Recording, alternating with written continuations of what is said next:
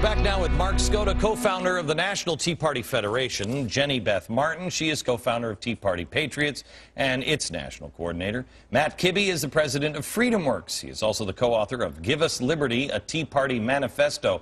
Oh, that's a spooky word. And Yvonne Donnelly, who is the national chair of the 9/12 Project. Okay. When I went into break, I told the story of how somebody came up to a staff member of mine a couple of weeks ago when I was on the road, and they said, Glenn's got to get involved in the 9/12. We're not leaders. We don't know what we're doing, blah, blah, blah. And I actually, because I was a little stressed out at the time, I said to my staff member, call him up and just say, do they think I know what I'm doing? I mean, we're all kind of, what were you before? Where does your expertise come from? I'm an economist by training. Okay. So I shouldn't know anything about grassroots organizations. Yeah, you shouldn't know anything about anything, quite honestly. We learn it by doing it. Yeah, right. What is your training? I'm a computer programmer, Okay. and I've been active in the Republican Party in the past. Okay. Not anymore, Right. but I used to be. And I've been running companies for the last 10 years, although I did start off as a Teamster in 407 in Cleveland, Ohio. Whoa. So I understand the union mentality, you too. do. You understand that kind of an organization. And Yvonne? Well, I've done 25 years in not-for-profit, but professionally I do coordinate volunteers and programming and... For a well-respected, that shall remain nameless. Exactly. Yes, But necessarily a really respected organization. like that. Keep Right. my job a little bit longer. Right. Okay, so what are the challenges that you are hearing? Do you relate at all that people are sensing that cap and trade really doesn't even need to be passed?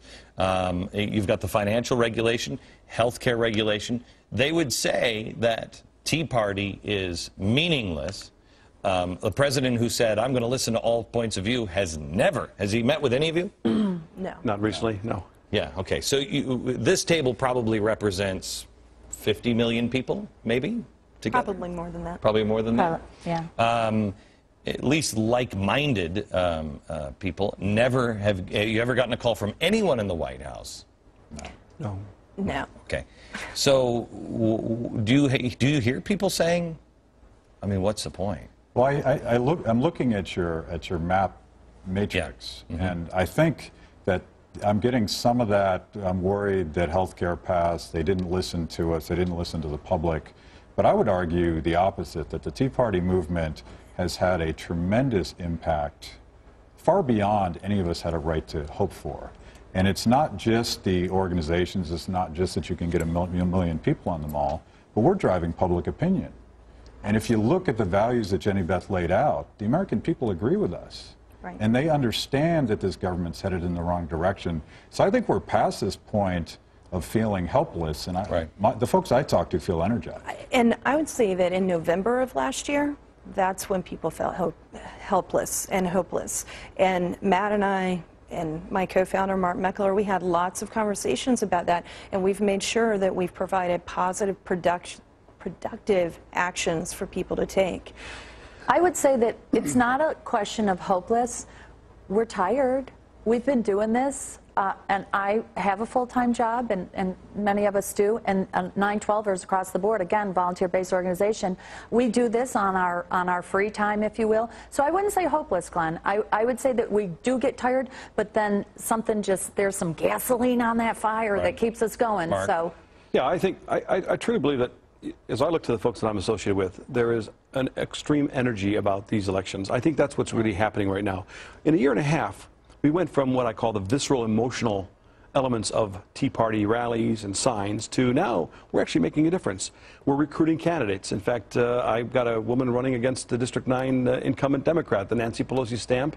Her name is Charlotte Bergman. But you are also running against the Republicans. I mean, that's right. I found it amazing what Trent Lott said. The last thing we need is any of these Tea Party people in here. We don't need another Jim DeMint. If we come, if they come in, we have to co-opt them immediately. I mean, the Republican Party is against you guys. They still don't get it. There's three steps here. We got to beat the Republicans, and then we got to beat the Democrats.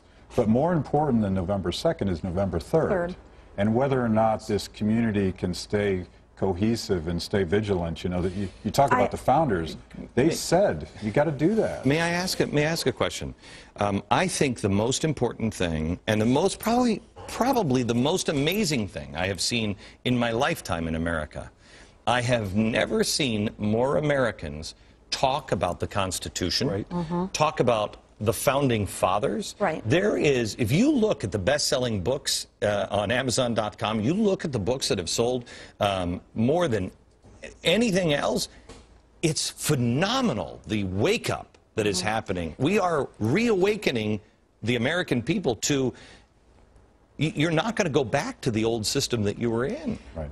We're off the couches, and we're not going to sit down again. You know what? You said it. Look at what we've done in a year and a half. Look at what we've done. Americans across the board voted for change in 2008. And then they got change, but they really didn't. They just got the same thing that was happening on speed. The same stuff was happening before President Obama was elected. Right. And so now they're saying we do want change, but what our change needs to be is restoring our founding principles. Okay, let me take a break, and I want to come back and I want to spend some time on a couple of things. They say that the Tea Party is dangerous. Today I was called, and I don't remember what it was, but I was called a terrorist today. We've all been called racist at this table. And when you have a from the bottom up kind of thing, there will be people. I mean, NAACP, are you telling me there's not one single racist in any chapter of the NAACP? I find that hard to believe. Are you superhuman? How does that happen? There is going to be a racist or two. The question is, do you purge yourself of them as much as you can? And the moment of danger that this map talks about, that fifth step where we are, is there a danger that you perceive, and what do you do about it? We'll do that next.